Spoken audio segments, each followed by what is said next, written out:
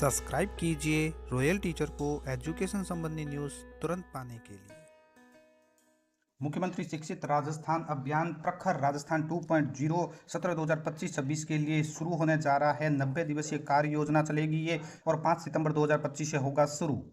जी हाँ साथियों, सबकी बड़ी खबर की बात करें मुख्यमंत्री शिक्षित राजस्थान अभियान की, तो उसके तहत 2.0 यानी मुख्यमंत्री शिक्षित राजस्थान अभियान 2.0, जिसे प्रखर राजस्थान 2.0 भी कहा जा रहा है, वो अभियान 90 दिवसीय कार्य योजना के रूप में एक बार फिर से शुरू होने जा रहा है 5 सितंबर 2025 से, जिसके तहत हमें ORF लेना होगा यानी ओरल रीडिंग फ्लुएंस।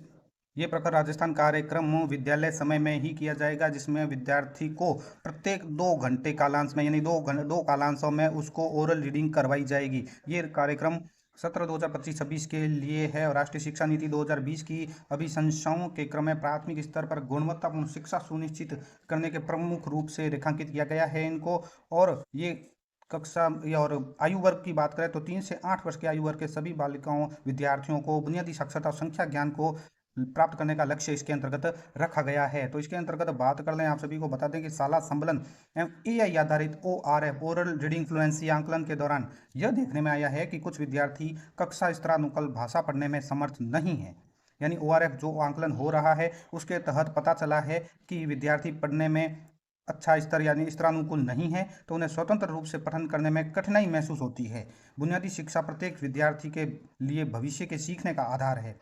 समझ के साथ पढ़ने, लिखने और बुनियादी अवधारणाओं को समझने और सीखने के सक्षम होने के बुनियादी कौशल को प्राप्त नहीं करने से विद्यार्थी कक्षा 3 से आगे की कक्षाओं के पाठ्यक्रम की जटिलताओं के लिए तैयार नहीं हो पाते हैं। तो इसी के लिए अब प्रखर राजस्थान 2.0 के नाम से शुरू किया गया है, जिसमें 90 दिवसीय कार्य योजना 5 सितंबर 2025 से नियमित रूप से कार्य प्रारंभ करते हुए विद्यार्थियों में धारा प्रवाह पठन कौशलों का विकास किया जाना है।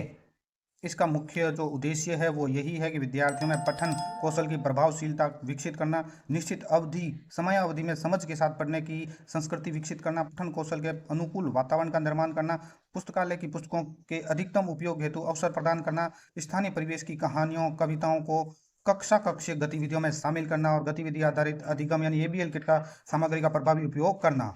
और जो लक्षित समूह रखा गया है वो कक्षा 3 से 8 तक के विद्यार्थी इसके अंतर्गत आएंगे, जिनमें वर्ग A, वर्ग 2 और वर्ग 3 रखा गया है।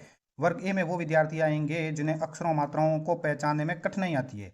वर्ग 2 में जिन्हें शब्द पढ़ने में कठिनाई आ रही है। और वर्ग 3 वो विद्यार्थी जो वाक्यों और सरल पाठों को अटक अटक कर पढ़ते हैं वो वर्ग 3 में आएंगे। तो कक्षा 1 से 3 यानी वर्ग 1 से 3 की बात करें तो विद्यार्थियों के साथ 90 दिवसीय कार्य योजना के अंतर्गत पठन कौशलों के विकास हेतु कार्य किया जाना है। इसके तहत जो समयावधि रहेगी वो 5 सितंबर से 5 दिसंबर तक रहेगी। 5 सितंबर 2025 से 5 दिसंबर 2025 90 दिवस प्रति दिवस में 2 कालांश अवधि यानी प्रत्येक दिवस 2 कालांश इसके तहत निर्धारित किए गए हैं। और सहायक सामग्री के तौर पर आप बाल साहित्य की पुस्तकें, ABL किट, कार्य पुस्तिकाएं, भाषा की पुस्तकें, स्थानीय परिवेश में उपलब्ध शिक्षण अधिगम सहयोगी सामग्री और स्वनिर्मित सामग्री उपयोग में ले सकते हैं। इसके तहत विद्यार्थी जो लक्षित समूह के अंतर्गत वर्गों में बांटे गए हैं, वर्ग 1, 2, 3, जिसके तहत मैंने आप सभी को बताया, और उनका जो अपेक्षित अधिगम स्तर है, विद्यार्थी जिन्हें अक्षरों मात्राओं को पहचानने में कठिनाई आ रही है, उनका अधिगम लक्ष्य है वो 4-5 शब्दों वाले वाक्यों को पढ़ पाते हैं। शब्दों को पढ़ने में कठिनाई होती है तो सरल पाठों, छोटी कहानियों को समझ के साथ पढ़ पाते हैं। वाक्यों और पाठों को अटक अटक पढ़ते हैं तो सरल पाठों, कहानियों को उचित गति, हाव भाव समझ के साथ पढ़ पाते हैं या नहीं, तो ये उनका अपेक्षित अधिगम स्तर रहेगा। और 6 से 8 तक के विद्यार्थियों का मौखिक भाषा स्तर, संज्ञानात्मक ज्ञान कक्षा 3 से 5 के विद्यार्थियों की तुलना अधिक होता है। अतः ये संभावना है कि ये विद्यार्थी अधिगम लक्ष्यों को प्राप्त कर कार्य पुस्तिकाओं, विषयवार और कक्षा आधारित शिक्षण में जुड़ सकते हैं।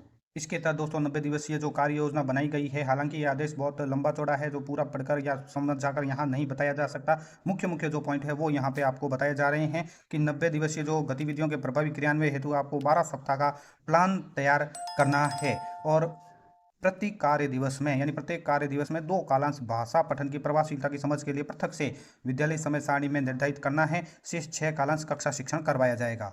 इसी तरह तो इसके जो प्रमुख चरण रहेंगे वो इस तरह से है कि अभियान का जो शुभारंभ हो रहा है 5 सितंबर 2025 को हो रहा है।